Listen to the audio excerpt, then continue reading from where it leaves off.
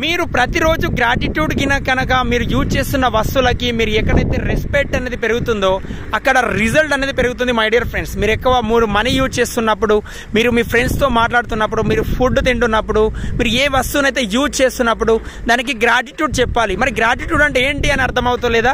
Gratitude అంటే ఏం లేదండి, దానికి థ్యాంక్ఫుల్గా ఉండాలి. సింపుల్గా చెప్పాలంటే థ్యాంక్ఫుల్గా మీకు ఉన్నదానికి కృతజ్ఞతా భావంతో ఉండాలి. ఫర్ ఎగ్జాంపుల్ మీరు ఒక మొబైల్ ఉంది, మీరు ఆ మొబైల్కి ఎప్పుడైతే మీరు గ్రాటిట్యూడ్ చెప్పాలి దాని యొక్క ఫ్రీక్వెన్సీ లెవెల్ అనేది పెరుగుతుంది.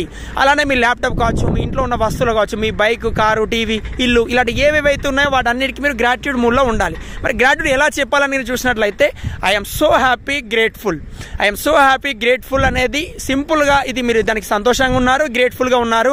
బికాస్ ఎందుకున్నారు?